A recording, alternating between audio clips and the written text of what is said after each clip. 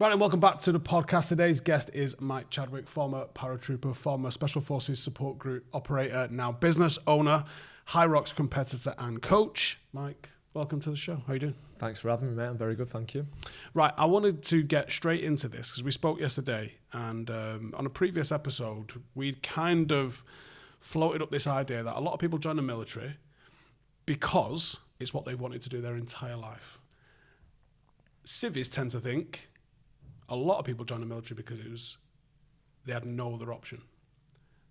We sort of floated this idea on a previous episode, and it seemed to be the more people I spoke to that I served with, it was like, yeah, I kind of always wanted to do it.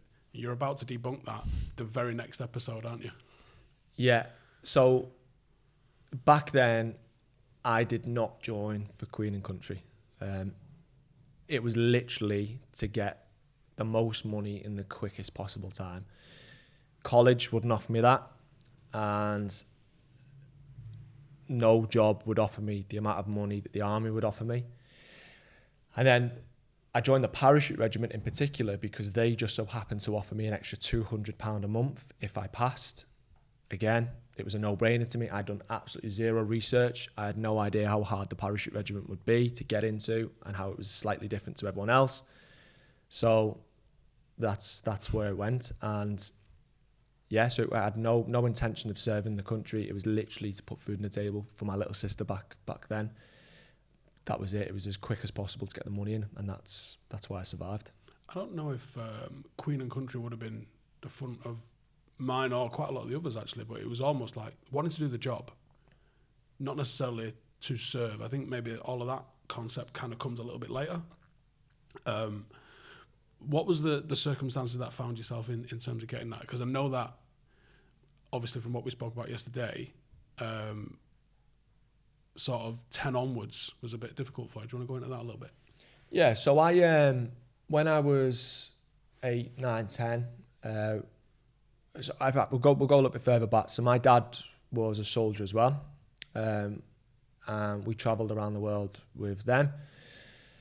I had a little sister and an older brother, and when I was about 9 years old, my dad left, and at the time we was living in a army camp in Warrington, and I just got into Liverpool School of Excellence. I played football growing up, all the way through, and dad left, which meant we had to leave the army camp, and the cheapest place that we could find in the country, because my mum didn't work, was St. Helens, and my brother had to go move in with my nan, and therefore for money reasons, and so it was me and my little sister and my mum moved to St. Helens. I don't know what you know about St. Helens, but no one plays football. Yeah, it's a big no rugby one. sound. Rugby league specific. I genuinely had never heard of the game rugby before I moved to St. Helens. So when they had this funny shaped ball got thrown at me, I was the odd one out.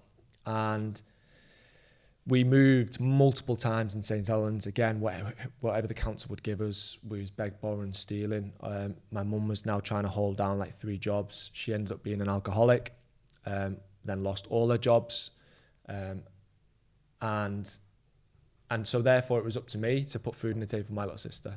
I took that ownership on, probably as young as 10, 11. My sister's 7 years younger. And yeah, I did all sorts, whatever I possibly could. I was stealing, I was selling, I was doing anything I possibly could to go and provide, to go and get money. And so then when I hit 16, when we was in like year 10, year 11, 15, 16, it was a case of, right, how do I go and get a job, a proper job?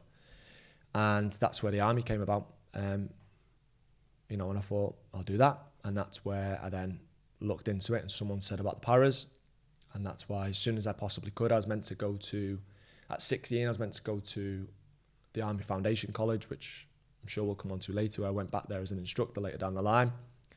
But then someone said, well, that takes a year and a half effectively to get that extra £200, because you've got to finish the year in Harrogate, followed by adult training after that. Or you can wait a few months, turn 17 and go straight to adult depot. The likelihood of you passing is very, very slim, but go for it. Like, sound, how hard can it possibly be?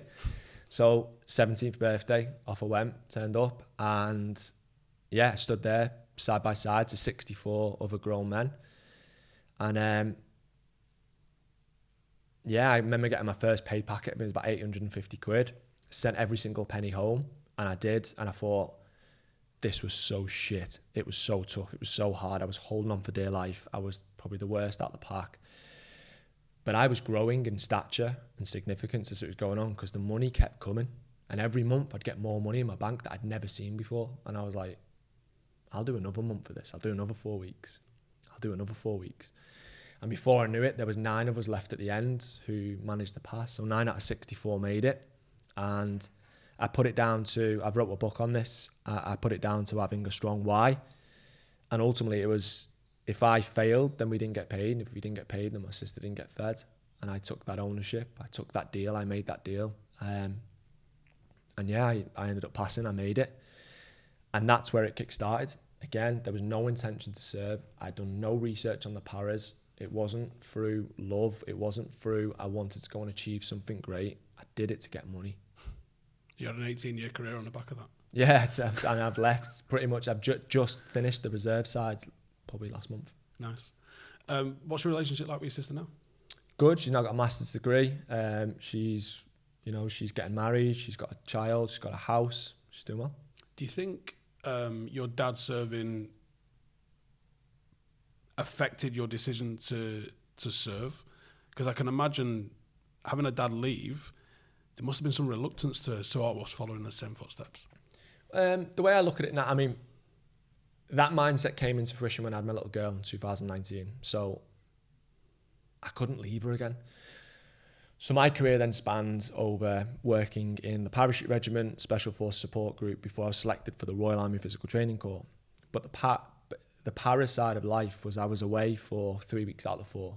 You know, I was constantly away. I was, you know, there's 7 months of Afghan in there. There's months in Africa. There's the Falklands. There's traveling across Europe. There's training exercise, all over the world. And as soon as I had my little girl, I was like, oh, I'm not sure I can keep doing this. And that changed the game for me. So, you know, it wasn't so much to follow in my dad's footsteps. Again, it was going back. I probably wouldn't have known about it if he hadn't have done it, about the army. I wouldn't have looked into it. It's very my sole focus growing up was football. All I wanted to do was play football. And that was it. And yeah, so what I did then is I almost took into consideration, because we hardly seen my dad growing up. He was constantly away. You know, we'd move abroad, and then he'd go abroad from abroad, and it was like, you know. What was he in? So we started out as a Kingo, and I think he did some time in 14, and yeah, I'm not too sure, to be honest. So yeah, and so. By the way, you fucking glossing over that in a big, big way. If you don't know, you don't know, but for those who know footing, wow. Yeah. But you don't see that. Well, no, you won't. So it more of a case of do what he didn't and don't do what he did. You know, and it's I just wanted to be there for my little girl, and now I've got a little boy, doubled it, you know, and it's. I find it fascinating that the experience that you've got, obviously the money seems like it was a requirement and a factor, and that could have been, you know, the army could have been off the table if you'd have been caught doing anything if you was robbing and stealing and things like that. That could have been an option that was totally shut down with the wrong step as, you know, a 13, 14, 15-year-old.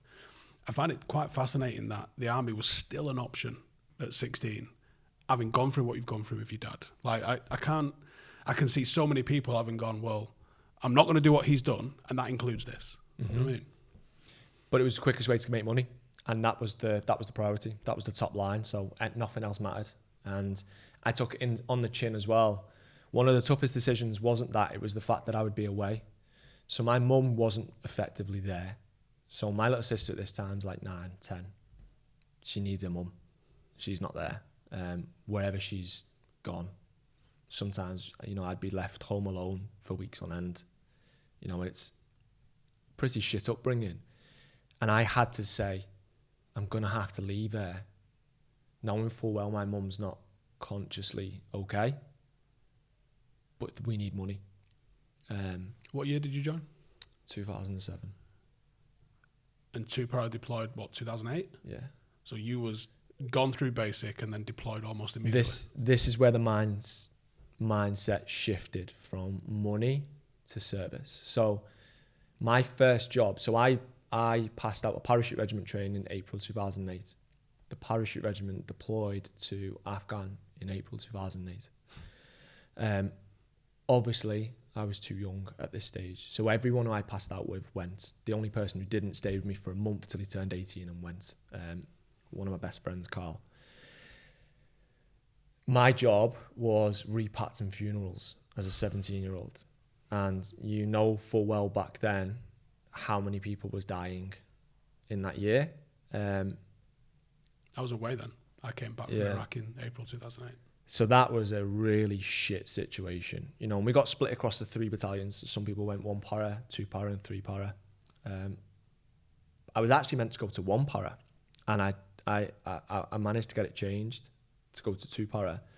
And the only reason was because Carl, I said them, was the only other kid, who was just passed out the parachute regiment. He was just about to turn 18, but he could go to 2 para because his brother was in 2 para. So I was like, well, I want to go with Carl. So I can't remember how I got away with it, but I went to 2 para anyway. You'll find out that I get away with quite a lot in my army career. There's always a way to get what you want. You know, and it started back then. So my job was repats and funerals, and that was such a shit stage it's probably the worst stage of my life. So for the full 6 months they was away, I was the only person out of 2 para who didn't deploy at that moment. That shifted the mindset that I then had to be in Afghan. I had to get there. I had to find a way. But whilst they was away, I thought there's no way I'm letting these come back technically more competent because they're doing the job every single day better than me. So the only way I can improve myself is physiologically. I'm not going out on exercise. I'm not doing weapon drills every day. I'm not firing down a live range every day. Get fit, quick. Was there even a chain of command back?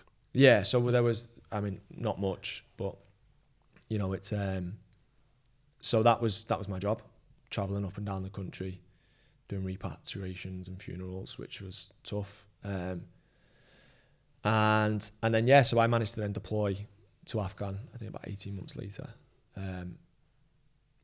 But I was like, there's no way these are coming back and I'm going to be worse off than them. I need to showcase that I'm better than them ultimately. So I just studied and I trained. So when they got back, I was at a very decent standard, so that although I'd still get the abuse as a new bloke and I'd still get all the shit that comes with being a new bloke, I can take that on the chin. But whenever we would go on exercise or deploy to the field or whatever, I made sure that I was up there with everybody else so that they couldn't teach me anything that way. Obviously experience comes with time, but I wanted to make sure that I was ready and they knew that I was good. Give me a little bit of leeway. Yeah, I think fitness goes a long way.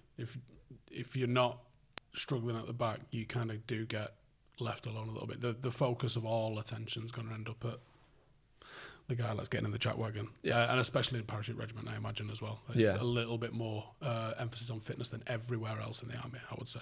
It's so frowned upon. Like you cannot. I don't know. I can't think of a single time I've seen someone get in a jack wagon in battalion. Genuinely. I'm sure there has been, there will be, but I can't pinpoint a moment. Everyone's fit. It's demanded. It's like, I can see in other units around the military where it's cool to be unfit and it's cool not to care. Like, being fit's cool.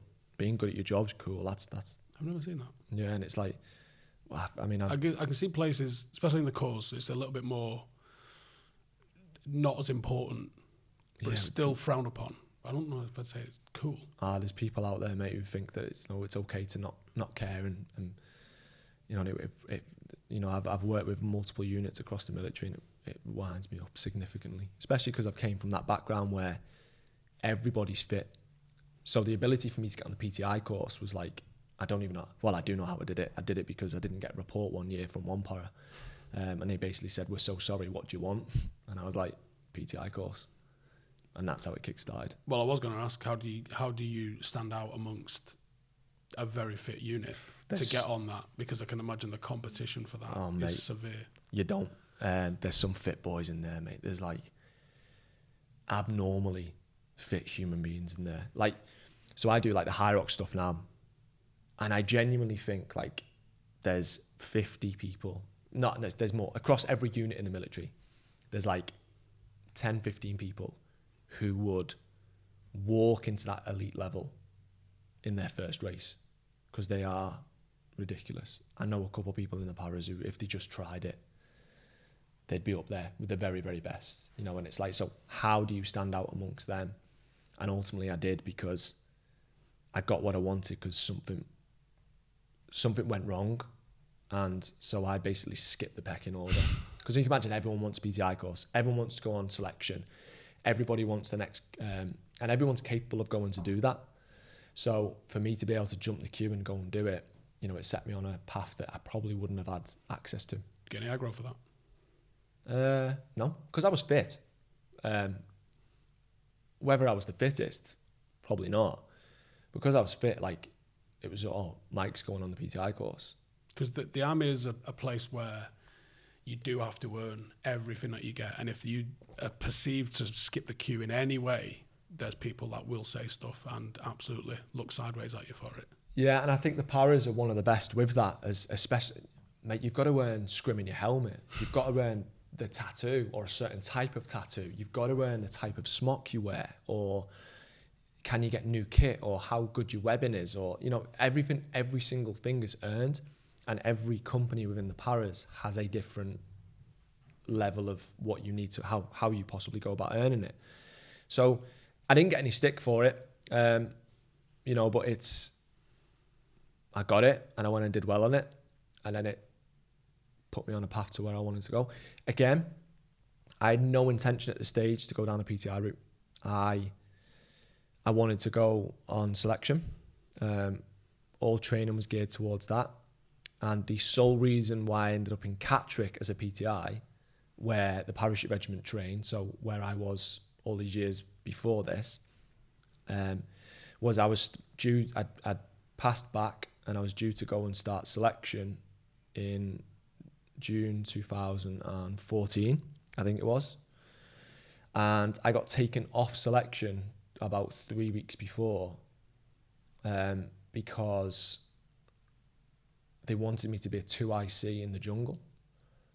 And I was like, I can remember this conversation happening. I was like, if you need me to go on a training exercise,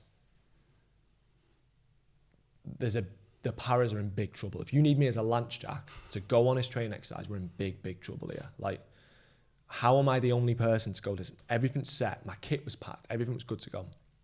I trained so hard. And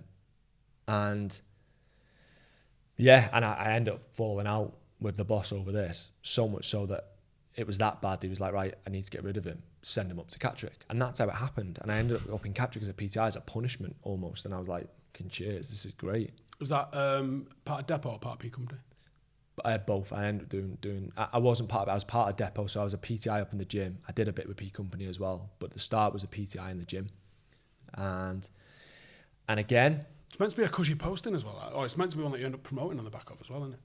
Yeah, but I mean, cushy, I don't know. I think 90% of people come back there with knee injuries because you just, the amount of volume you put through your legs on those hills and catch it with the weight is outrageous.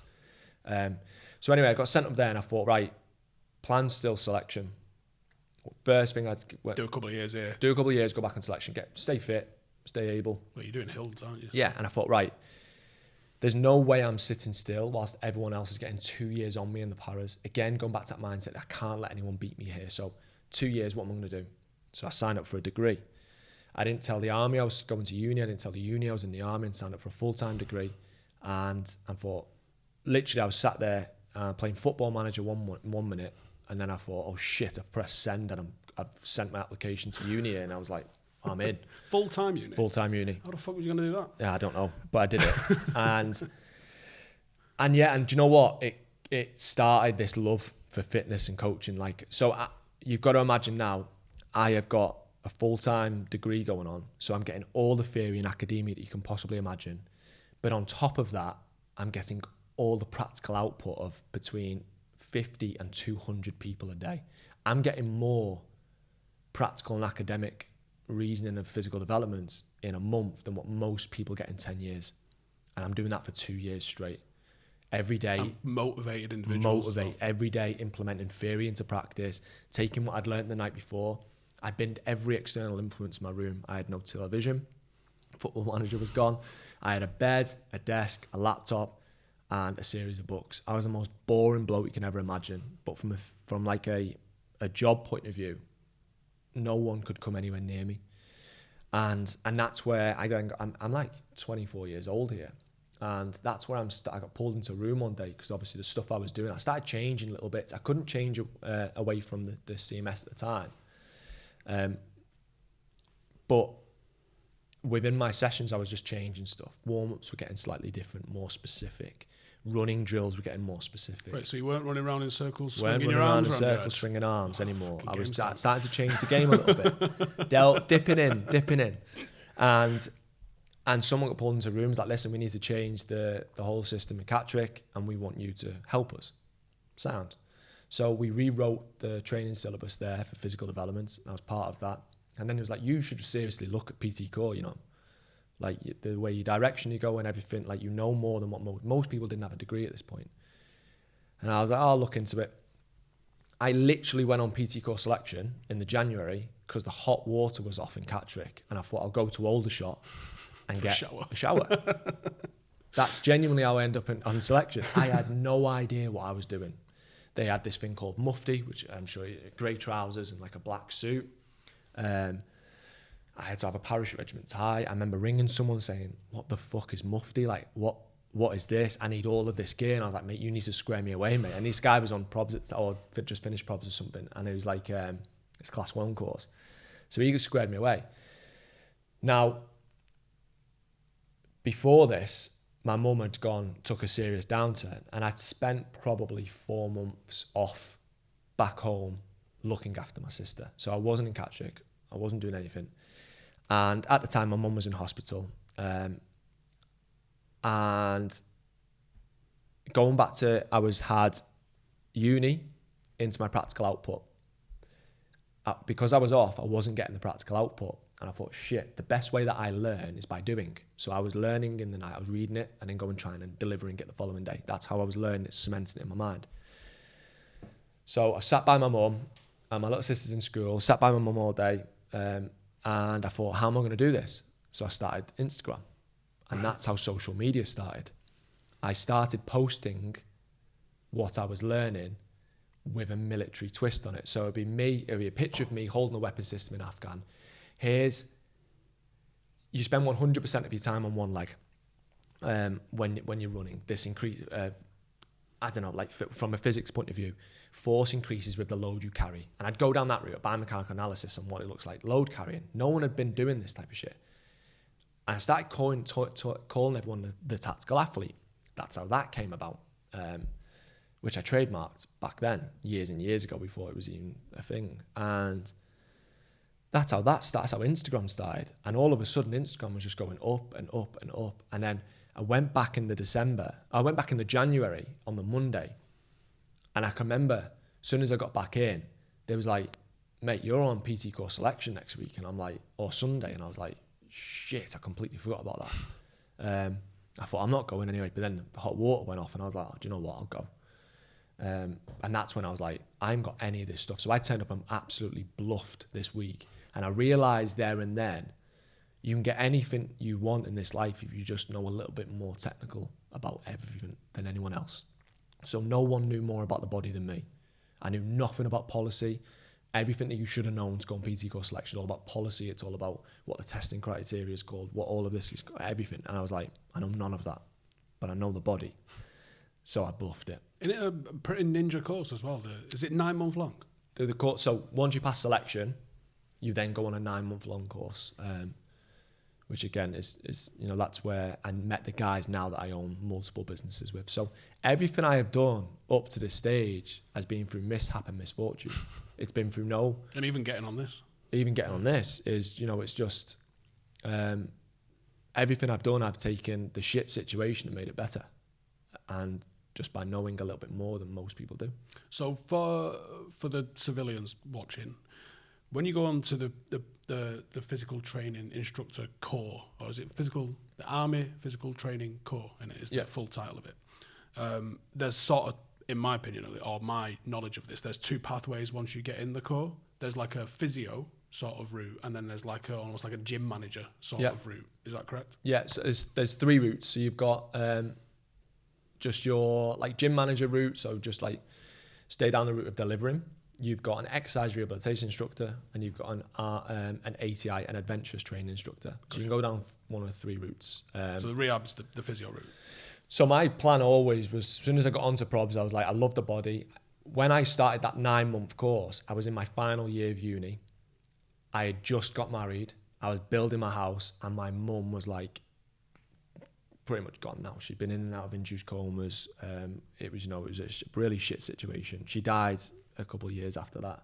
But at this time, that was a tough. So final year of uni as well. I had all these exams and qualifications I had to do as part of this class 1 course, the 9-month military course. I was trying to manage and juggle a lot of things. And the plan was to go and be an ERI. But I can remember going down to the visit to Headley Court at the time. And I was like, oh, this is amazing. This is really good. And at the time, my mum had a brain injury. And we went into the neurological wing, whatever it's called. And I was like, oh, shit, this is me. This is a bit of me. I was really interested in neurology at the time. I was studying what my mum was going through. I was studying at uni. I was really interested in the brain. And I can remember asking a question to the guy who was showing us around. I can't remember his name, but he was like not a master at arms. He was a sergeant major. I don't know what his title was. And I remember asking him a question about neurology and how can I get this job? And he looked at my parachute regiment cap badge and basically said, a long story short, was like, you're too thick to do it. And I thought, you cheeky little bastard. I thought, watch this. So finished this. And I remember him he looked at my cap badge and went, do you know what, mate? Not many people can do that. You've got to be really clever to do that. And all the boys were laughing and sniggering behind me. And I thought, all right, okay. I'm not really happy with that. Dick. So anyway, we then had to go and sit the test to see if you can become an ERI. And I went and I think I got like 98% on this test. And fast forward a few months, I won all the awards to be top student, top ATI, even had that route boxed off. But I got this test and he sat in the room and was like, we want you to be an ERI. We want you to come be an ERI. I was like, basically told him to shove it. I was like, I'm not interested anymore.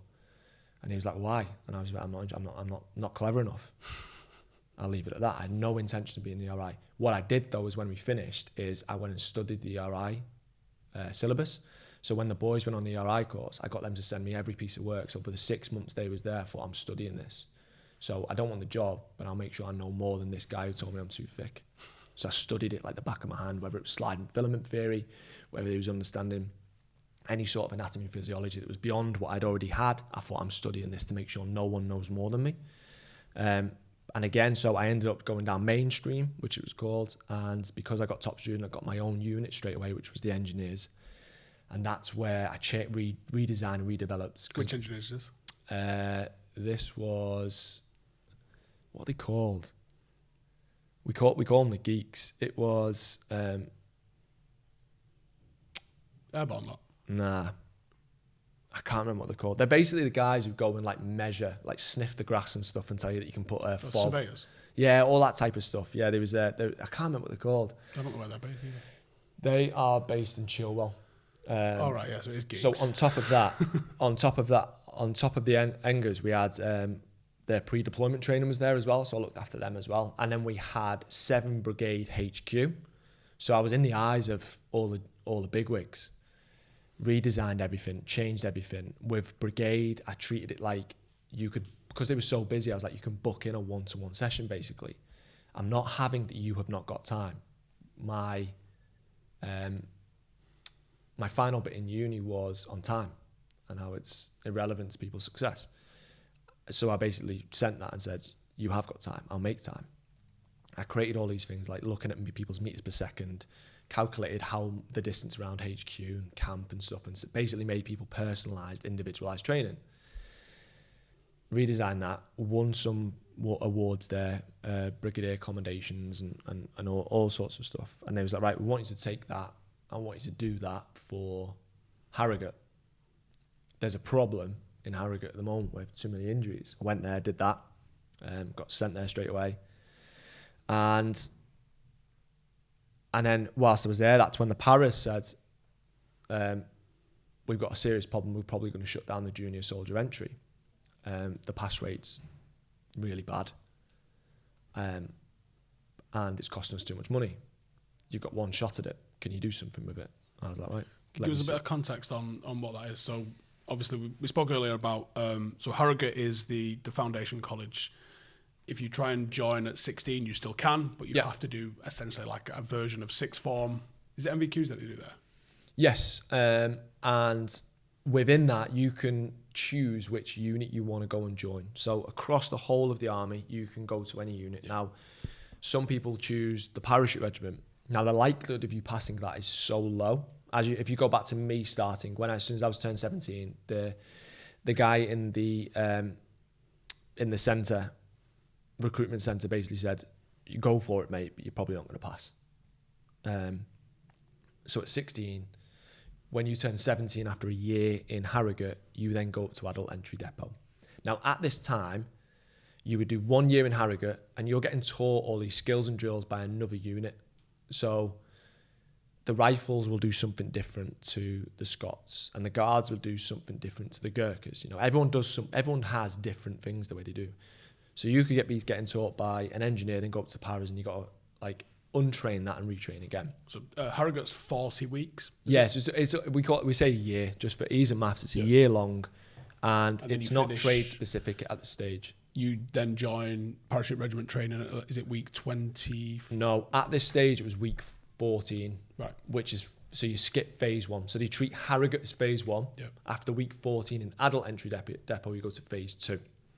This is what it was back then. And P Company's week 21. So yeah.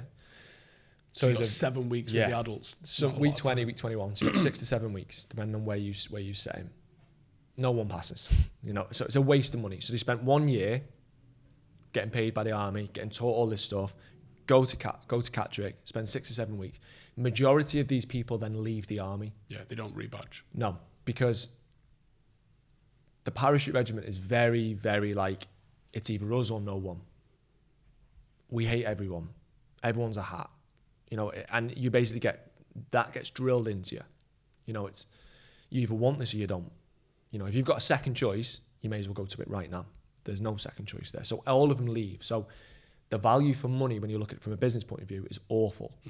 So they said, right, what can you do to help this pass rate? And that's where I really started to make a name for myself. That's where I ended up being on the Queen's Birthdays Honours list in 2019 and won like the GOC. All the commendations I won was based on rewriting that. Someone called it Op Achilles, probably won an MBE off the back of it. I didn't write that. I didn't call it that. I don't even know what that means. It's got no affiliation to anything. But someone sounds cool. Yeah. So there's always an officer in charge of everything. Taking credit. Go back to then. Let's hit us with, so what is the problem? People are failing. Why are they failing? Because they're not strong enough. They can't withstand the rigours of adult entry training. They've been cuddled for 1 year. Parachute Regiment Depot is brutal. They hate me saying this. What's the pass rate for 17-year-olds joining adult training? At this stage, 20.04%. For adults? And what is it? Oh, no, sorry. So from the junior soldiers going in was 20.04%. What was it compared to, say, if you were 17 and didn't do Harrogate? I've got to be careful how I do this because I've said this in front of every defence attaché in the world and got dragged to the side and said, do not name these stats ever again. So right. I was delivering a presentation. So at this stage, so basically, we did it. We created a better pathway. I'll tell you how we did that shortly. But on top of this, the general started calling me and be like, you need to go and present to all the defence attachés at X. You go into this. They're all coming to see you. We had England Football Club. We had Man United come and see us to look at how we can look at their academy and stuff. I don't know if you've seen the pictures of me with their academy. I've seen you with Southgate, actually. I've not seen you with... with United, with the academy staff there. again on the balcony in Harrogate. And so I remember stood in front of all these generals and I was like, right, here's what we've done. Here's the stats of what it used to be. Here's the stats of what it is now. Here's how we did it. And I remember getting dragged out and being like, you cannot name these numbers because we'll get shut down. And I can't go into how they manipulate the numbers, but ultimately if you get back squatted, fuck it, I will. I'm out now. Can do it. If you get back squatted, which most people do, most people don't go through first time. You get back squatted or back turned, and then you pass out later down the line. You need more training, more development, which is fine. Most people go through that. That's why. So when I passed out in 2008, there was 9 originals out of 64, but we walked off the parade square with around about 14, 15 people. 6 people had been back squatted up until he was physically ready to go, or technically ready to go. So does the number count started training and finished training, or does it only count originals, or is that where the fudge comes in? This is where. So my count was on originals. If you don't pass, I failed. Yeah. I failed this person, or that person failed. But together as a team, we failed. So if you don't pass as an original, you fail, and you pass later down the line, it's someone else's stat. They've developed you. They've done that. Well done. So when I named these numbers, it was about originals. And they was like, you cannot give the numbers of originals because 9 out of 64 is not good value for money. That's really bad. So when I then looked at the stats of who passed out with me and the number passed out, the pass rate was ridiculous. And I was like, there's no way that I was doing maths. 9 out of 64 doesn't go into that.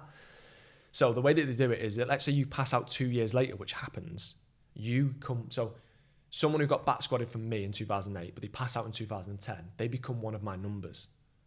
So now 10 originals passed, 11, 12, and they up the numbers that way. Otherwise I'll get shut down.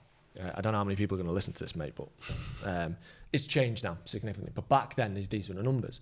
So when I started, the first iteration was, right, there's 20.04% of people passing parachute regiment training from the junior soldier entry. Harrogate. So that's 18 months of training and 1 in 5 are passing. So 4 out of those 5 are leaving the army.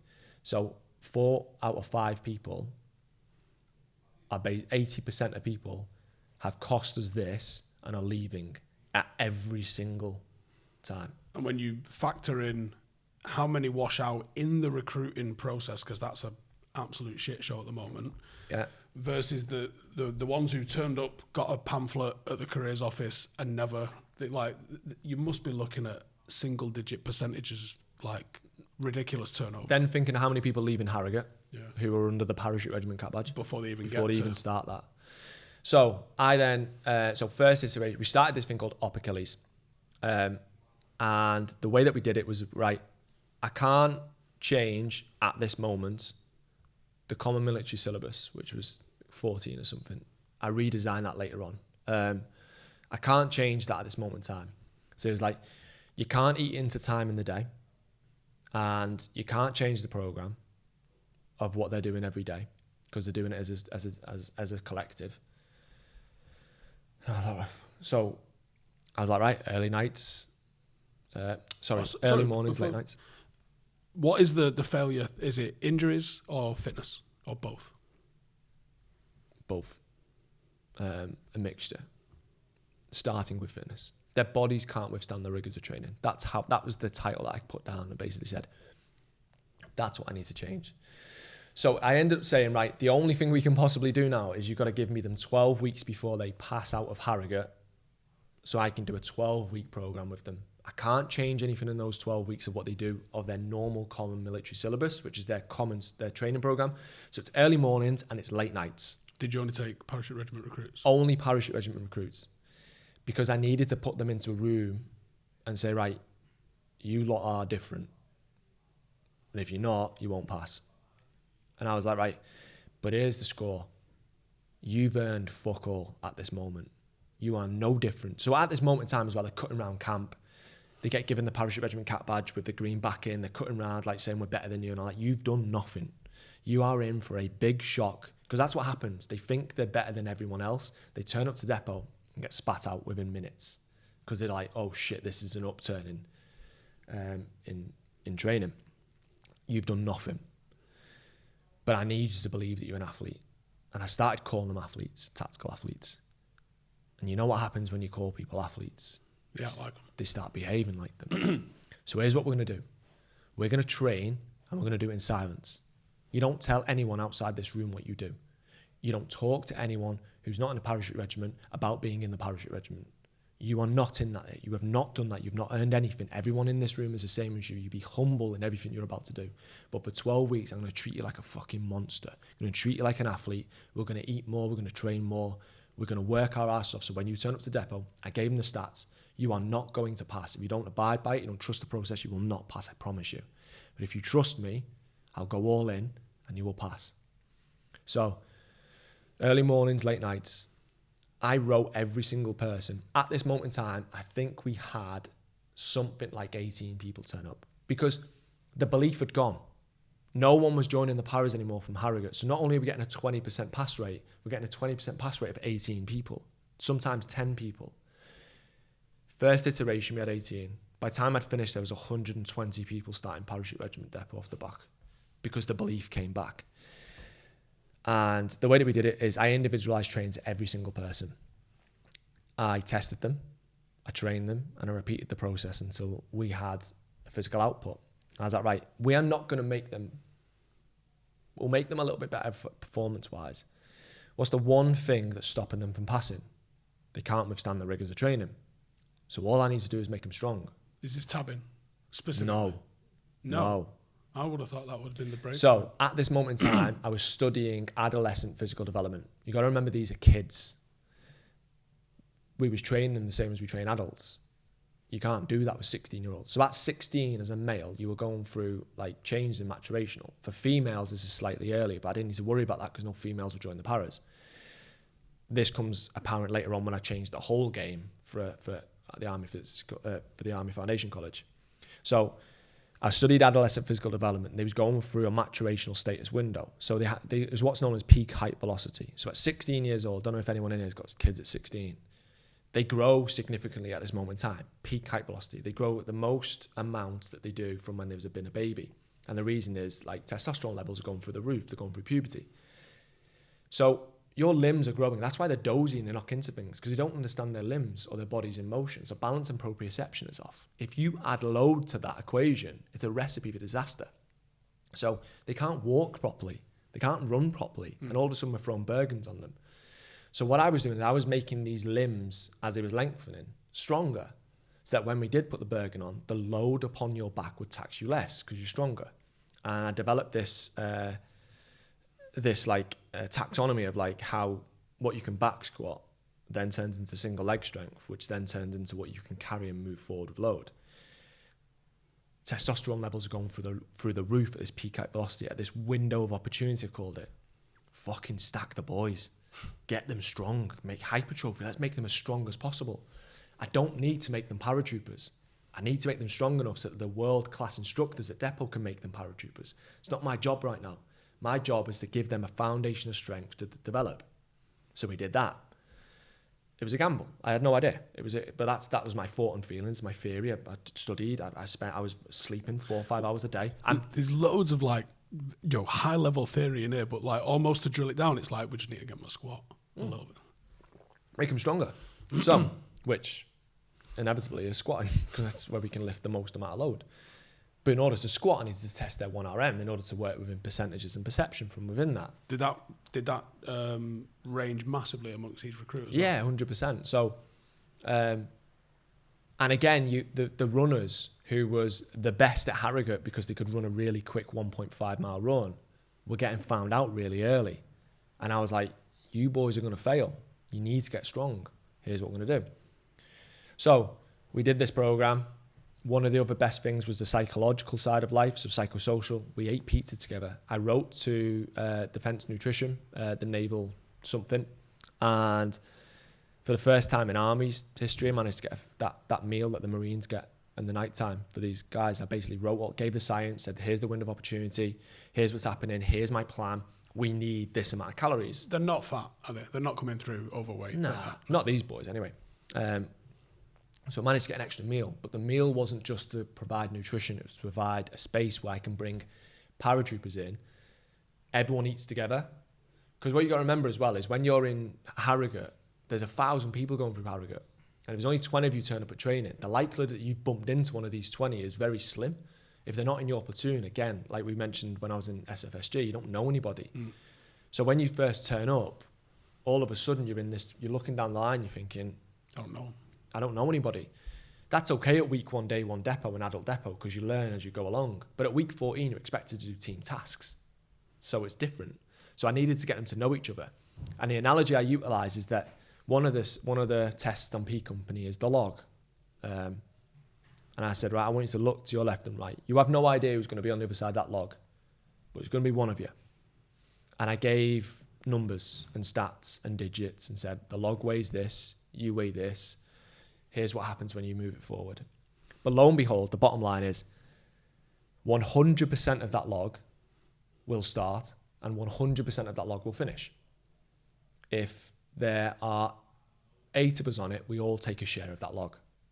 If one of you drops off, we still have, the 7 of us have to carry that log. Another person drops off, the 6 of us have to carry that log. I've seen a single person drag the log over the line to finish B Company. It doesn't matter. And P Company staff just stood around watching him, going, move it. Let's see what you got. They get on it after it to help them, but it's like, start with, they want to see if you're going to go. And that person's coming with maximum points as well. Yes. So I'm basically looking on this line and saying, are you going, not, am I going to make you fit enough to carry the log? Are you going to be the man who lets that person to your left and right take 100% of that load? Are you going to give him that load? That's on you.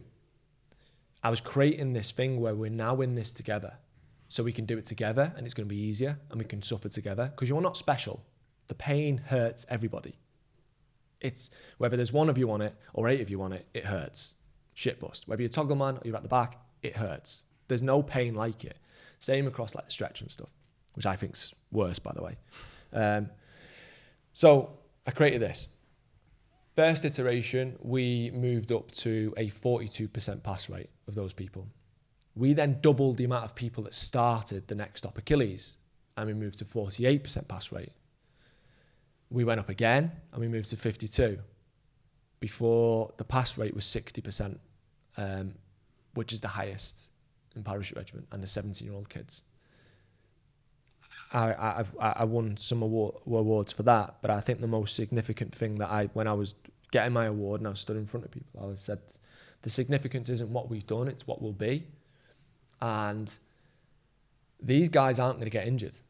We built something here whereby they're not in this, they're not going to get a knee injury in 4 years, 5 years. You've got a kid for 20 years here, 24 years if you need be.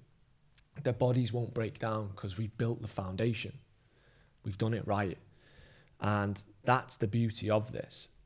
On top of that, the likelihood that if you got to P Company, the likelihood of you passing went up to 88.5% of a 17-year-old kid. Which is outrageous. 9 out of 10. Only 1 of you are now going to fail. And that's 1 week of training. Was that injury as well, probably? No, just not good enough. Simply not good enough, which is fine. We can take that on the chin. So mostly injury, which you can't account for. You don't want 100% pass rate anyway, do you? That suggests it's probably not hard enough. Yeah. But, so out of my up Achilles lot, there was an 89% chance of passing, or 88.5. And it was like, so the next iteration of up Achilles was like, all you have to do is survive. Make you strong enough to get to P Company, because you'll pass. The likelihood is then it flips completely on its head. No longer is it 1 out of 5. We're now 9 out of 10 of you going to pass. Like, just survive. How long is that time frame from the start of up Achilles to this 89% pass rate? So 12 weeks from training, and then from week 14 to week 20. No, I mean, how long did it take you to take it from that to that? Oh, mate, like a year. That's nothing, is it? No. Because how many courses every 3 left? months. Every 3 months Yeah, was coming through. only So like 3 or 4 courses. every few months he was coming through. And that's really fast, isn't it? yeah, That must be pretty rewarding for you as a coach to see because like you can do everything right as a coach and still not get the numbers. yeah. But when you get the numbers to validate what you're doing, that must be like really rewarding at the time. The beauty of it was I got an email off a very famous general off the back of Op Pitting and he provided me with a percentage, up hitting the get out of Afghan, the evacuation of Afghan.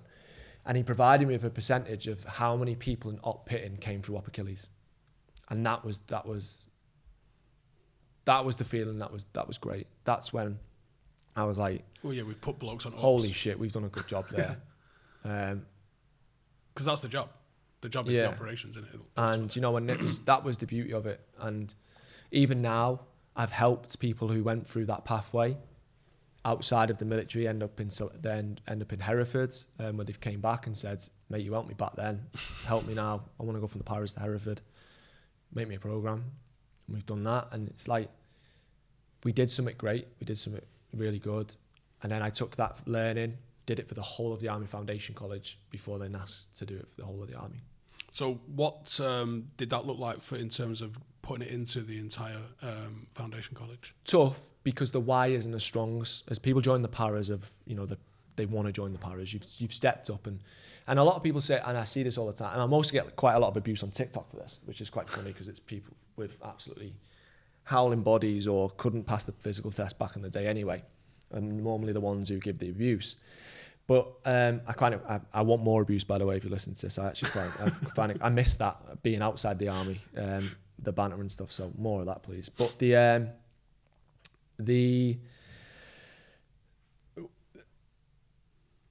if training just so happens to be the same, which most people perceive it is, they just think everyone's training is the same, but the paras do 1 extra week of phys, P company, and a parachute course, which is 4 weeks. It's not quite as plain and simple as that. But let's appease people, and let's say training is the same. But training is exactly the same. And I tell you, this one over here is harder. This one over here is easier. If you go for the hard option, you are going to be a better soldier. We do the same training, but you've stood up and said, I'm going to take the harder option.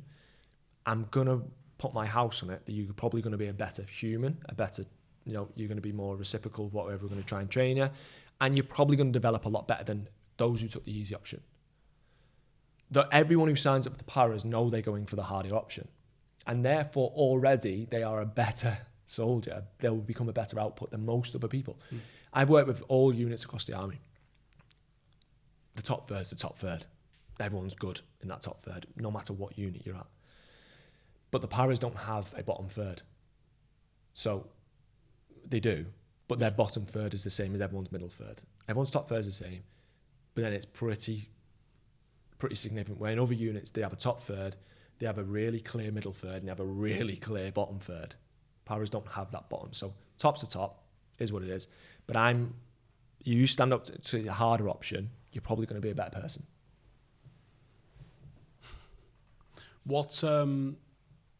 What literal changes was there then to put into Harrogate? What did it look like before you implemented op Achilles across it, and what does it look like now, and are they still doing it now? I've actually been asked to go and give a talk at Harrogate. Nice.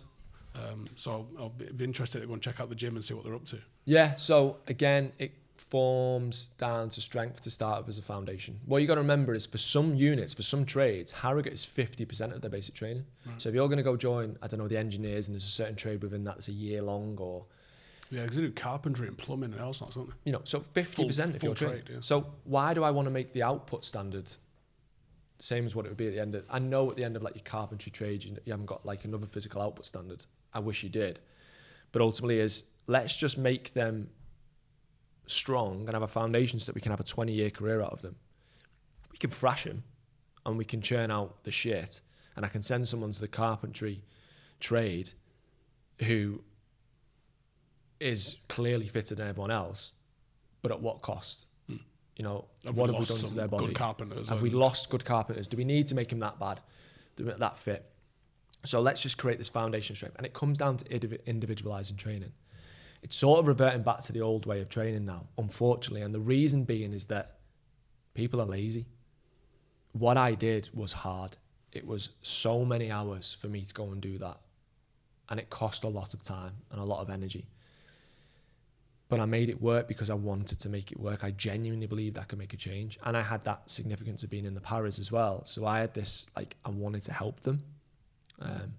Same again, fast forwards when I left the military, I went and looked after the parachute regiment officers from battalion up to, from Sandhurst to battalion and to hit P Company in the middle. Again, 100% of the people passed.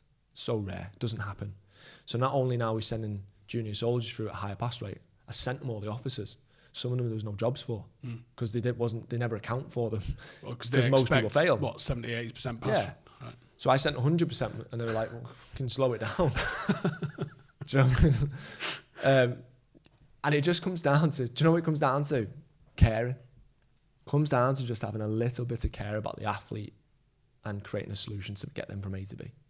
In the actual gym themselves then, there was no barbells when I was going through basic training. That's changed. And all PT was mat-based, calisthenics and runs. And now it's changed and it is barbell stuff. Both. I still want that. We still need that. And a lot of people take my words and think that, we just made it a bit easier, made everyone strong, and we don't need strong people on the battlefield. We need people who are functional. Mate, we still need to thrash people. I'll be everyone who went through training with me, or everyone who I was instructing of, will know that I still love to thrash people. There has to be a time and place for that. But why don't we give someone a little bit of a foundation so that they won't break? Then we can see what the mind's all about. We can thrash people to an inch of their life, and that's, I still feel like that's an important part of training, that you still need to have hideous sessions to really test the tolerance of your biological tipping point. But we can, and we do have time to have a foundation of strength to set these guys up for life. These boys and girls deserve that. If they're going to put their lives on the line for us at some stage, the least we can do is make them stronger. Well, yeah, ultimately, like, everybody wants there to be a higher pass rate. It's someone that's put their hand up and said, I'll join this career, I'll join the military. It's better if we get more of those people pass through and into the careers. I mean, there's a recruitment crisis, isn't there? You don't need to recruit as hard if you're getting more of the people that have actually decided they want to do it through training. Yeah. If you're washing out 80% of the people that put through, then you need 5 times more people that come through the door just to fill the numbers. Well, we changed that as well. So one of the things that I had to set in stone was that if you failed, you had to go to another infantry unit. So you signed up to now the infantry. You don't sign up to the paras. Oh, that was a thing, was it? Yeah. So if you left the paras, you left the paras. You're out the army, which the churn rate was ridiculous. Now is you'll go to another unit. So the other units, because they're really struggling for recruitment, love the fact that loads of people fail para depot because they get them in, which is fine. I don't think there's any hard feelings in that. If you're just not good enough, you're just not good enough, and that's okay. If you go all in to try, it's only ever okay to lose if you go all in to win. And if you do that and you come up short, mate, so be it. Do you know what I mean? It's not the end of the world, because you still might be an incredible soldier. You're just physically not as fit as everyone else, which is fine. And you just couldn't get on the trajectory that everyone else was on. Come back later on, go and transfer again, or try P Company later down the line, or whatever you want to do. But ultimately it's not for everybody, and I do Hyrox now. Just because I'm not in the Elite 15 doesn't mean I'm still going to try. I'm still not going to try and win. And when I stand on the start line, I've coached most of the people on there who I know all my athletes are better than me. I know they are, and now I'm up against competing them on the start line. I know that they are better than me. They're better runners than me. They're better on the stations than me. Doesn't mean I'm not going to go and try and beat them. And I'm still deluded enough to think when I'm on that start line, I'm going to put a job on them. I still believe that. And that's okay to go and come up short if I go all in to win. That's the only time it's okay. You mentioned this earlier, and it's a great time to segue into the Hyrox stuff, actually. For me, Hyrox is the perfect sort of military training thing. Is that being done, to your knowledge, in regiments and in training centres now? Because it should be, shouldn't it? Well, Hyrox is... So don't consider Hyrox as like a training tool. Hyrox is a competition. It's a test. So it's a great look at how you... It's a great to see where you're at, and it's a great to bring timings down. So you can look at a physiological pathway. To basically... And you can measure by, I was here and now I'm here. You may have heard like the soldier conditioning review that came in. So I was part of the team that developed that. So we took away the old PFA and replaced it with a soldier conditioning review. Is this the sandbags over the Yeah, walls it's changed. So it's changed again now. But from a testing protocol, we don't need to go into the weeds of it. But ultimately, it was a review of standard to build a program off the back of. The PFA was an assessment to see how your training was going. So this is your mile and a half. Yeah. Your press ups, your sit ups and stuff. But it doesn't give you anything. Testing for me has to provide something off the back of it. Therefore, if I test your back squat, I'm doing so not to see how far you've come, but to create percentages and perception off the back of it. So you can train. So I can train to go to the next level. The soldier conditioning review was there to review your current ability to build a program off the back of. Again, lazy people Just went, that's it's a test, well done, took the paperwork, you got X, put it in the drawer and I'll see you next week for the same sessions we did last week. That's not that's not my theory, that's not how I designed it. That's how all my training programs worked within the military, because I reviewed their physical ability, I trained them, and I retested to re-establish their new aims. Because if they uphold their end of the deal and provide effort, and I uphold my end of the deal and provide accurate prescription, they'll grow significantly. So Hyrox can be seen to measure, but you can't really... Yeah, it's not, you can't do a Hyrox every week and think you get fitter, but you can use the the modalities and the exercises within that. Yes. So the reason I got into Hyrox, so I went to watch my mate do the World Championships. Gaz, who owns Plug-in Rehab, is one of the directors at Red On. I went to watch him in Manchester at the World Championships. The first time I'd ever seen anything to do with Hyrox. Walked in, watching these people do this thing, and I was like, oh shit, soldiers would be really good at this. And that's how I walked out then going, I'm going to give that a go. And that's where Hyrox came about. For you? For me personally. And now we've probably one of the leading coaching companies in the Hyrox scene in the world. For the military, do you think it is something that should be looking at as testing, but also looking at the way Hyrox athletes train? Do you think that works for soldiers? Because to me, it feels a little bit like PT sessions. So I coined the term tactical athlete before. All of my research developing the programs and testing protocols I've done in the military now didn't come from tactical athletes, because there's not that much science behind it, because it's quite new. All my research came from rugby. Stop-start by nature, aggressive as fuck. The team cohesion needs to be high. League or union or both? Both. Mostly league though, because of the stop-start, up, down, move forward, another aggressive hit, whatever you need to do, but doing that over a duration of time. Who did you do that with? I research, but I'm just reading here and research and taking loads of stuff. I spoke to a load of S&C coaches as well in and around the rugby scene, but ultimately it was just reading about the science behind it, and then coming up with a mixed modality of training in order to achieve a mixed modality of components of fitness that we across the whole board. This came up in the last podcast, didn't it, about rugby being such a good translator into the military. Yeah. Perfect. So again, Hyrox is even newer than the army. So Hyrox should be looking at the army and seeing now what we do or what we used to do. Probably going to revert back to what they used to do anyway, because the famous words, and you would have heard it, is we've always done it this way, we'll keep doing it this way. And everyone reinvents the wheel every time they come through, which is a problem. So on Hyrox then, obviously you're competing, and you've just shown me your program for the next, 3 months was that? Yeah, that's heavy. I've obviously only just recently sort of found it. I've done a hybrid games, and I'm trying to get onto a Hyrox just to see how far off the standard I am with it.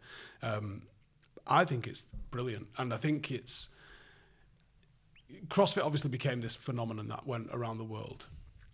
I think the barrier to entry with Hyrox is on the floor. The exercises, the movements, they're not barbell stuff. That's not the constantly changed sort of gymnastic type stuff that CrossFit seems to have in their competitions. Anyone can do a wall ball. Anyone can get on a rower. Anyone can push a sled. And it feels like, because the barrier to entry is so low, I think that's why it's become as ubiquitously popular as it has been, because do a lap, to push a sled, it's idiot proof almost, isn't it? And I think because of the barrier to entry being so low, and I actually like the fact that the one you're going to do next week is the one that guy's going to do in 3 weeks, and you can go, what time did you get? Oh, I got this time. And you mentioned before we started you know, the World Championships was a slow course. Obviously, you win the championships, but like, you can, by and large, if I say, oh, I did it under an hour, you go, you've done all right there, haven't you, no matter what. If I go, it took me an hour and 45, you go, that was a better word to do. Yeah. You're absolutely right. So it was low skill, you know, which is why it's so popular, where Hyrox, I feel over the last 10 years or so, Hyrox have missed the boat. They've made it too complex, too technical, where the everyday person can't just walk into a Hyrox, into a CrossFit gym anymore. And CrossFit made it too technical. CrossFit made it too technical, sorry. So with the gymnastics and stuff, because I think over the past 10 years, that's what CrossFit have done. You can't just walk into a CrossFit gym anymore and just crack on with a session, because there's overhead kicking, squats, there's all sorts of stuff going on where, as you said, Hyrox is a stupid game. You can be very stupid and you can go and work really hard. That's why it's perfect for the army. It's perfect, yeah. Perfect. So it's like, you know, and I genuinely absolutely love it. So from a business point of view as well, it's been perfect for us, because Hyrox, like triathletes, like other sporting domains, is revert back. At Red On, we now have the highest pass rate across every arduous course in the country. So people come to us personally to coach them to go and pass the most arduous course in the world, with ridiculous outputs. The problem with that, from a business point of view, is a high churn rate. So if you come to us to go and pass selection, we'll help you to pass the hills. You'll get in, and then we're not going to see you again. Yeah. Same as peak coming. We don't need you again. Yeah. So churn rate's really high. With Hyrox, you're going to get a 104. Well, now you want a 103, and all of a sudden you're chasing the 60, and therefore the churn rate has slowed right down, which is something that we have never had at Red On. We've always had such a high churn rate because the pass rate's so high, which is great for us. Shit for business, shit for accounting, and shit for scoping forward. But Hyrox have changed that for us, and that's why we've sort of like looked into it from business model. And I love and enjoy it. And I think one of the things that we miss in life these days on a human level is competition. The world is craving competition. There has to be winners and losers. I'm sick of everyone getting a medal. My little girl on sports day, you know, it was actually a team of soldiers who came in and delivered the sports day for them, and they stood there and they delivered this speech, and it was like, we're going to do things different, and some people aren't going to like it, but there will be winners and losers. We will compete, and we'll make sports day fun again, but you'll compete. And I was like, yeah, 100%, I'm in for that. And my little girl and my little boy have been brought up to say that there is competition. And again, it's okay to lose if you go all in to win, but you go all in to win. We miss that. It's so healthy for you. So I say this to everyone across the board, like, compete as much and as often as you can. It doesn't matter what it is, but go and get some healthy competition. Go and get in the tunnel of a Hyrox, you know, if you can. I know tickets are really hard. Go and do whatever you can. Go on your park run. Go and do what you can. Go and beat perpetual growth, perpetual competition. Go and compete against the old version of you, but compete, because it's healthy. And when you start competing, you start looking at other aspects of your life to develop to make you a better competitor. I go back to what I did with Op Achilles. I called them athletes. I treated them like athletes. I only had them for an hour a day. For the other 23 hours a day, all of a sudden they're eating better. They're sleeping more. They're no longer on their Xbox at night, because that's what you get in Harrogate. You know, and you're no longer doing whatever they was doing previously. They stopped it. They started treating themselves like athletes. That's what competition gives you. It gives you longevity of health and life. And, you know, it's like, go and compete as often as you possibly can. And that's where I see the beauty of Hyrox. And anybody can do it. And the more people that get established in that, it doesn't have to be Hyrox, it can be anything. But compete as much and as often as you can. And it's one of the biggest things that we miss as a human these days. Talk a little bit about Red On, actually, because I've got some questions that I'd be really interested in throwing at you. I've got mates that are professional MMA fighters. Mm-hmm. I think you know quite a few of them, actually, anyway, like Brendan Loughnane and that. Yep. When I see the output that he has on a day-to-day basis, and we had him on the podcast, actually, and we've done podcasts before, and he didn't quite get the vibe that I was going for, because I was like, I want you to explain what your day is, because I know your day's mental. And he's like, oh, you know, it's dead hard. I'm like, no, tell me. And he's like, oh, you know, and I'm like, no, fucking tell me. And I want them lot to know 6 a.m. we're doing this, then we're at the track, then we're at this. And I know that he's hitting 4 or 5 hours a day of output, whether it's, you know, skill practice with wrestling or pad work, or he's hitting the track to get his heart rate jacked. He finishes it with yoga, which he calls his little treat for himself to sort of bring him all back down and get a little bit of flexibility and stuff in there. Obviously, you're a football fan. I come from a bit of a football background anyway. I think that professional footballers are leaving so much conditioning on the table when you see what soldiers do, what Hyrox athletes do, what MMA fighters do. If I said to you, build the perfect professional footballer program, because we see them talk about pre-season, it's 4 weeks, and 2 weeks of that is traveling in America. Like, I don't think you're getting 4 weeks isn't preparing you for 48. If you was looking after a professional football team with red on, if they came to you, Manchester United or Liverpool, and said, right, listen, there's no budget, we need to be the fittest team in the world, what are you looking at? And actually, before that, do you think they are leaving a lot on the table, or am I just thinking that? No, from a physiological standpoint, 100%. But what you've got to remember is, so the football split up 4 ways, isn't it? Physiological, psychological, tactical, and technical. I stole that from the FA and placed that into the military as well. It's a good aspect of that, actually, because I think a lot of the social side of stuff is mad important. Yeah, it's crazy. But the coaches at United, they want to get them on the pitch and go through the tactical and technical side of life. So 90% of their time is going to be spent on that. So I own a football club. I own Chorley, and I've done this with them. Again, testing them and then training them, and they weren't fit enough. And when they was conceding goals past 80 minutes, did analysis, and I was like, ain't good enough. You're switching off. Something's not right. You do it once or twice, it's fine. You do it every game, there's a pattern. So the problem you've got there is, and I know S&C coaches at football clubs are fighting to get another hour, to get another 2 hours or whatever. So it's like, where do you fit that in? It's like it's like the Op Achilles model that I built. I had to fit it in somewhere. The drama is, for me to go and get someone on 300 grand a week in silk sheets out the bed a little bit earlier, you have the abnormalities like Ronaldo. That's why he doesn't get injured, because he puts the work in and around what the tactical and technical coaches want them to do. I think they're in a really difficult situation where people are, it's cuddled the whole way through in professional football these days. They just can't be asked. I think there's a lot of yes men involved, where academy players are yes men up to death, and they're walking in there with their Louis Vuitton wash bags and shit like that, and no one wants to say, you ain't fucking working hard enough, mate. Maybe it has to start there with the academies. Maybe 100%. The academies have to get it into them that this isn't a 10-well-1 job. It's a 9 till 5 job. And actually, you should be in here 9 till 5, doing 4 or 5 hours of S&C, as well as it's got to be specific as well to remember. So it can't just be 4 or 5 hours of shit volume with no intention. Intent's really key when it comes to strength training or strength conditioning training. When I say strength, by the way, I mean like the whole. I'm talking about the whole surplus of the multifaceted approach to this. So I just use strength as like a single word. Injury resilience, like you think about the cost factor. The size of squads is because of the injuries. The amount of 300 grand a week players you need, because that one's going to get injured and that one's going to get injured and that one's going to get injured. But if you could eliminate 2 of those injuries, you've just saved yourself 600 grand a week. How much do you reckon Mo Salah's worth? You take his wage, all right, let's say he was 5 years younger.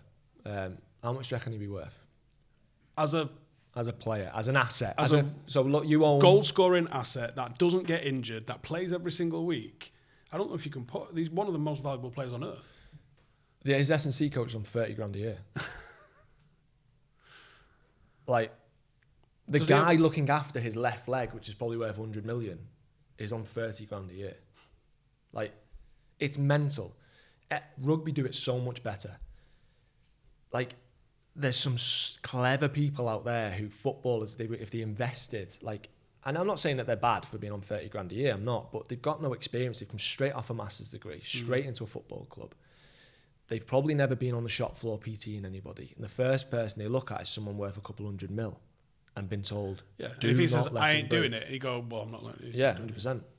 And it's a really difficult situation where it's like, I got offered the job at City Women.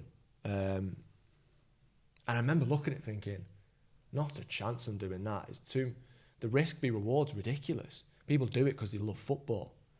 Someone's an S&C coach, and you think the hours that they put in and around that 9 to 5 is not 9 to 5. they're doing a serious shift for that money. And when I look at them, I think they're so clever, they're so good. If they invested them and gave them some space and some time to go and do what they need to do, paid them better and all this type of stuff, and invested in that side of the physiological domain. Empower them. Yeah. They'd be better. I know Michael Clegg at United. I spoke to him on tour the other week, and he said the new manager that's coming to United, his exact words were, look at him. The new manager's, he's in the gym at 6 a.m. himself, so he values it. Yeah. Because he values it, he values the strength and conditioning coaches. Nice. He's took Michael out of rehab, which is what his job was, and now he's involved with it. He said, I don't really know what my title is with it. He goes, but basically the gym for the first team. Yeah. And he's putting them through actual strength stuff. And Mike's, because he's played the game, because his dad, I mean, do you know about the lab that Mick Clegg has got with the Olympic gym out in Manchester? He's at the top of his game, which means Michael's had a phenomenal grounding in it. And I think he's got brothers that are Olympic weightlifters and stuff like that. If you're talking power and strength, that's the family you want to talk to anyway. I know exactly what he's done there. So it's something that I've again, in my book that I've wrote, I write about this, and it's prehabilitation. So I mentioned this in the book that the most cleverest people in the military from strength and conditioning point of view, or from a sports science or understanding the body and how to manipulate it point of view, is going back is those exercise rehabilitation instructors we mentioned earlier. My opinion straight away as soon as I seen them is, why are we only seeing them when it's too late? Yeah. Bring them forward, like your manager's just done there, so that we prevent injury. We call it the gift of injury. We start doing the shit we should have done 10 years ago when it's too late. And all of a sudden you're on the back foot. He's brought that forward and realised that if he brings that in front of them, they're never going to get injured.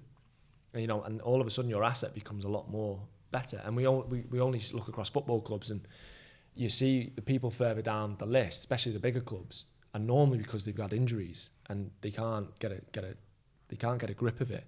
I can't remember the club I was looking at where I was looking at a Prem club from last season, and their injury list was ridiculous. I think it might have been Tottenham.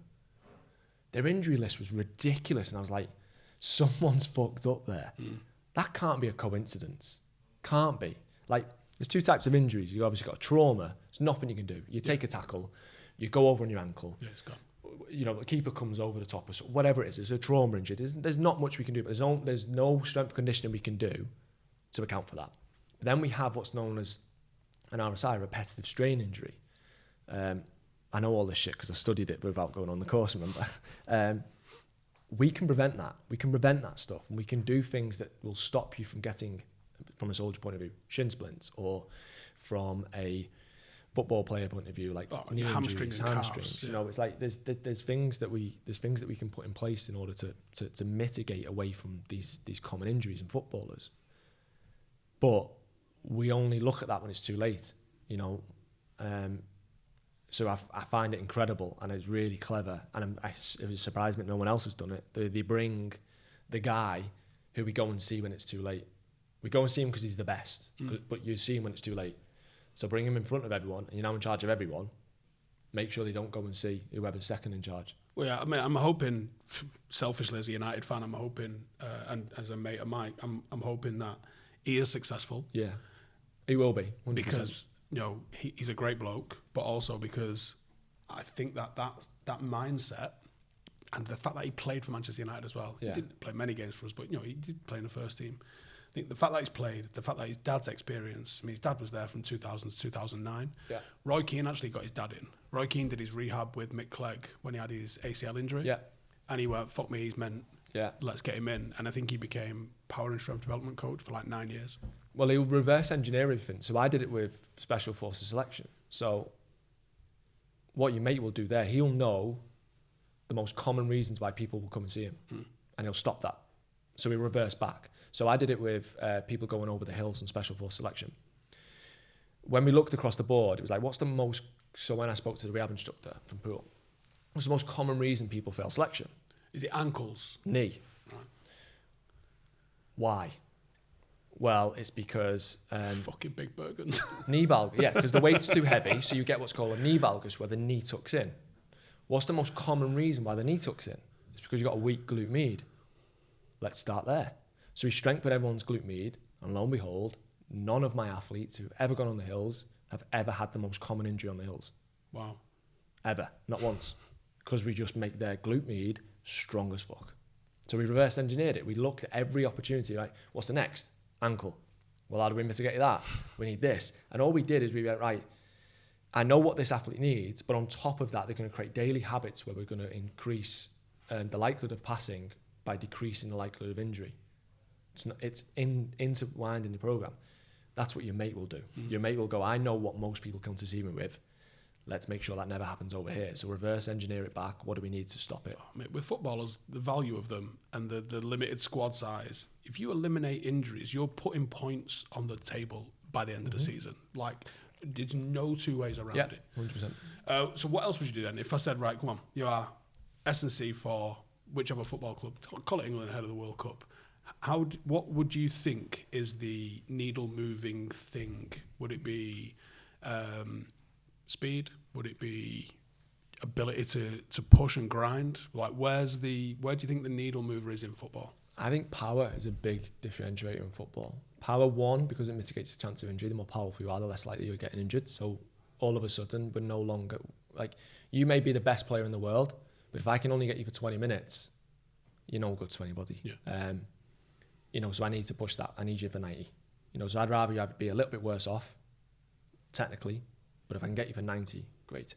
So power is a great indicator of reducing MSKIs. It's also a great indicator of moving from A to B, as quick as possible, as powerful as possible, with standing tackles or taking people off. So power would be the one place that I would go, increase that increase rate of force development across the board. It feels like football is behind. When you look at, I got a tour of Auburn last week. Nice. Auburn University, mate, unbelievable. Like the. Can I start getting on these with you? I'm watching you go all these places. I'm like, can I get a bit of that? Mate, Auburn was unbelievable. Yeah. They got an indoor AstroTurf ramp for running, and they said they have the quarterback going up it backwards. Yeah. And going side to side and avoiding stuff. And I was like, fucking hell, this is like light years ahead of Premier League football. Like, for starters, people lost their mind at Leicester spending 80 million on their training facility. You go to a college in America, like, was that it? Yeah, 100%, yeah. Auburn was 100 mil. And they're like, it's not as good as Alabama because that was 300 mil. And you're like, fucking hell, they wouldn't let me in Alabama. Yeah. Alabama's exact words were, we don't even let the president in, there's no visits. Auburn went, yeah, you can come down if you want. Nice. And that, it's an 88,000 seat It's stadium. mental, isn't it? The training facility, they had a full indoor pitch and then 2 outdoor pitches side by side. And the weight room was near enough the size of the pitch. And it can have I think they can have the entire either offense or defense in there at the same time. All on power racks. There's an iPad in every single rack, feeding data to stuff, filming it to make sure that every single person's reps were bang on. There was as many coaches as there was players. It was insane. I was like, this is absolute heaven. This. I mean, I'd love to go and work at a place like that just in for a summer, just to see what it was like. Yeah. But I've lost where I was going with this. But yeah, when you look at the things that move the needle in terms of football, I agree on power for sure. But I think injuries is the biggest. You've stopped the injuries. You think about everyone who's like, oh, we'd have won that if it weren't for this injury or that injury. Or always. Yeah. I've totally lost where I was going with that. I actually had a point. From what you've just said inside the racks, and they've got like the pads and stuff, then the measuring. Data is so key. So I own, part of Redon is a testing facility. And I need to come down actually and have a... Yeah, so within that we do like lactate testing, we do VO2, strength analysis, power analysis, biomechanical analysis. We do all sorts. And that's how everything starts. You have to start with getting humbled in testing. We have to establish a baseline. You cannot program blind. I'd like to think, I'm pretty 99% sure, especially from your mate's point of view, because I know the level that he operates at, is that everyone at United, everyone at a football club will first and foremost be tested. So what someone needs is not a generic or linear progression. Everyone needs something different. And the only way that you can find that out is through testing them. And then you progress, you harness the strengths that you got, but you have to progress the individual bias. Power is the one that we can go across the board and say, no one's ever been too strong. No one's ever been too strong to win something. I'm not winning it. I didn't win because I was too strong. No one's ever said that in the history of sport. So we got strength. It typically correlates to more success, doesn't it? Yeah, of course. But so individualization is key. So that's the one thing that I would separate across the board. If I was in charge of a football team, from an S&C point of view, is every single person will be on their own individual plan. We can still train together, just what I did in the military, but you are all on different numbers. We're all moving different loads at different speeds, at different times. Your meters per seconds are different, but we can develop every individual asset that's demanded from the coach. So it depends on the coaching style as well. So when I coached Tom Aspinall, everything we did started with his coach, his technical coach, and it all started on the mats. I could never, ever do a session that would compromise what he had to do on the mats, because it's the single most important. You want to get better at your sport, do your sport. You want to be a better footballer, fucking play football, like as much and as often as you possibly can. Tom's mad at it because if you look at him, he doesn't look like the hardest man on earth. Like, he looks like a relatively normal fellow, if you know what I mean. So before I met him, genuinely, he was like, I've never deadlifted before. What? I've never put anything above my head before. Mate, he's the most powerful man I have ever come across.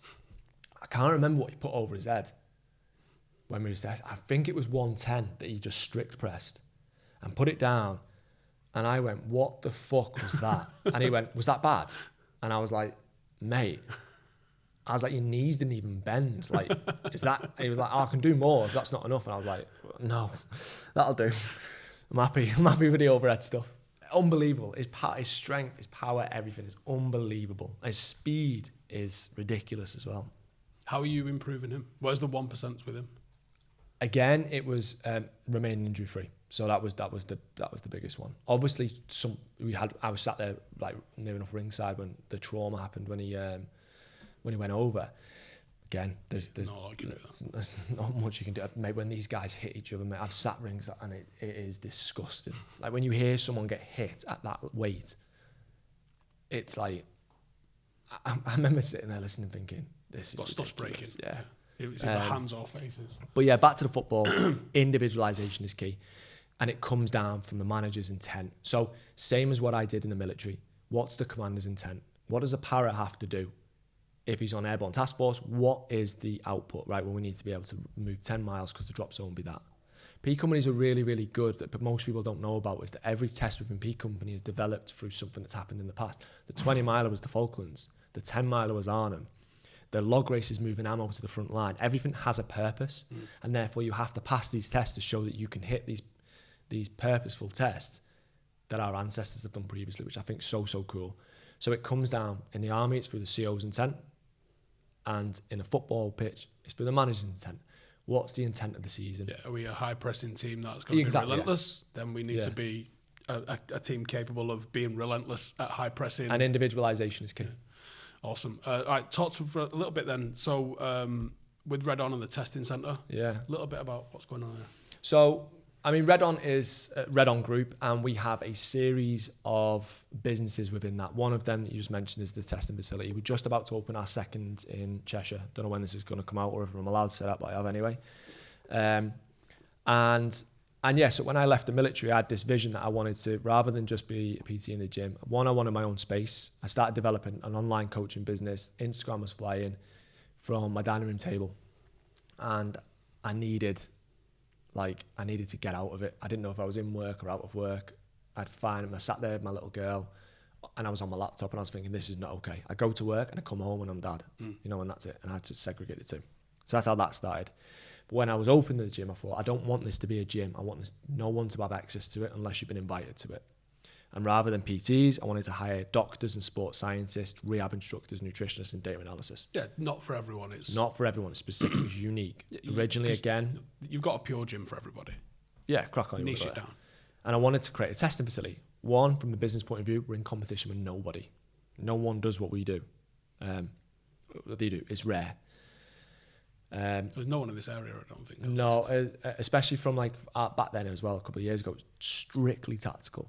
So at first it was the Tactical Athlete Performance Centre. It was strictly for those who want to go and pass an arduous course. You come in, you get tested, like you play for Manchester United, and off the back of that is we will write you the exact programme that you need in order to get you from A to B. Without testing you, I don't know. I could never write you a programme without understanding your current ability. And that was the idea. So we created this testing facility. everything within there can be attached to something, and we test everything across the board. Like we're taking blood, there's doctors in there, there's like research in there. It's incredible. It's a good place, and it's really humbling.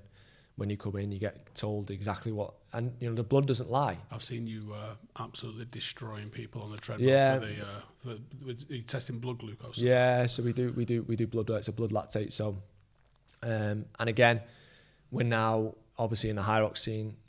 We test the best in the world. We look after like the Elite 15 side of life. We're the first official Hyrox testing facility in the world, which is cool.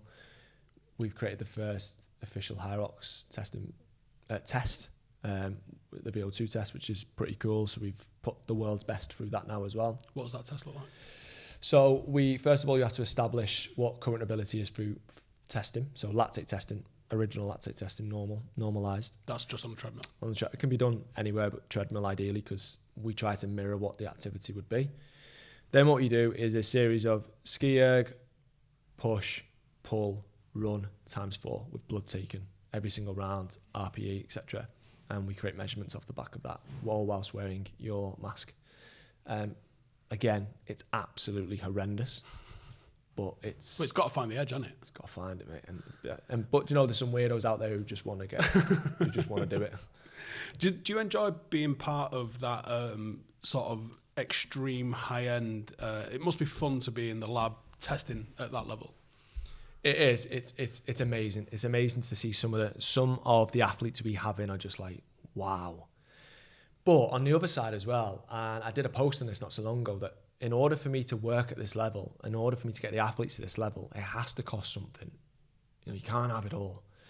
One of the biggest problems we find in the coaching industry right now is that people get coached by the best athlete, and the best athlete isn't the best coach. Yeah. You look at Gerrard, I know Lampard's doing very well at the moment. You look at Gerrard and Lampard, who not necessarily came in and was the very best coaches. They're some of the best footballers that we've seen in this country. But to come in and be the best coach is a whole different world. It's a different ball game. Knowing your own body and then knowing someone else's body, how to manipulate it. And that's the biggest problem. So I've almost had to sacrifice my physical ability. I'm still fit. I'm still up there. You know, I've still been at the World Championships at Hyrox. I'm still okay. I can get around. But will I ever be Elite 15? Probably not, because I have to win for my athletes now, and I will give everything for them to win, and that's why they pay me the money to do so. Is because I genuinely want to win, and I win that through the athletes, and that's what's more important to me than my own physical capability. All right, I'm going to wrap it up there, but there was so much more I wanted to go into, because I know you've just brought... I've got a load of pairs of your socks.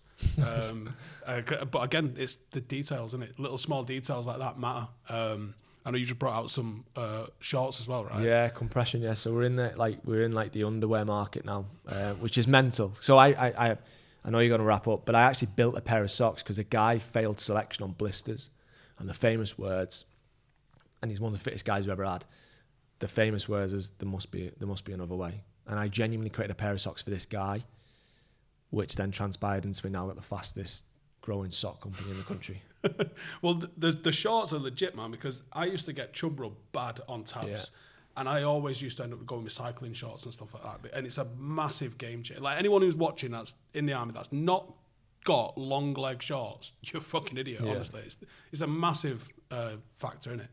All of it's been built for soldiers. So the shorts are designed to sit underneath combat. So if you look at the back of them, every panel has been designed particularly so where webbing would sit. Right.